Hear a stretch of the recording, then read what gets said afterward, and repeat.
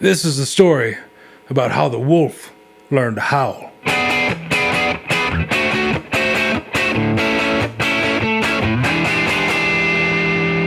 Chester learned of the blues at a very young age. His parents split up and he went to go live with his mother. But his mother was a very religious woman and Chester was a very rambunctious child. There was always some evil going on.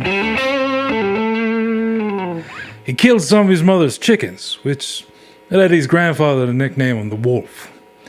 And, well, his mother soon had enough and she put him out on the street.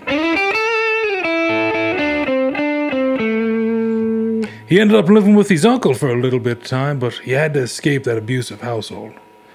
So at 13 years old, he set himself to walk into Mississippi, 85 miles barefoot, according to him.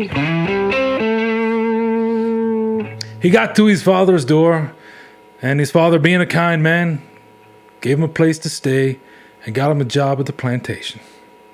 Now, while working at that plantation, a guitar player was coming through town. A guitar player by the name of Mr. Charlie Patton. Now, Charlie Patton wasn't just any guitar player. He was the greatest bluesman in the South at the time. And he took a shine to this young Chester, who was now 6'2", 275 pounds. And he started giving him guitar lessons. Now, Chester took to the guitar real quick, and pretty soon he was out on the road himself, playing all over the South, playing with the likes of Son House, and even some say Robert Johnson. By 1941, Chester found himself in the Army. Well, he found himself unwillingly in the Army. He was tracked down and forced to join.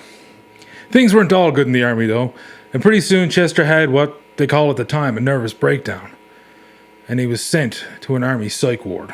This place was pure hell. He was strapped to a bed, he was shocked, he was beaten, he was drugged for 2 whole months. He was eventually released, and they said he was unfit for service. Well, Chester was soon back playing guitar, and he caught the ear of a producer in Memphis, a man by the name of Sam Phillips. Now, if you know anything about Sam Phillips, well, he had an ear for talent, and he said in the recording Chester's first album.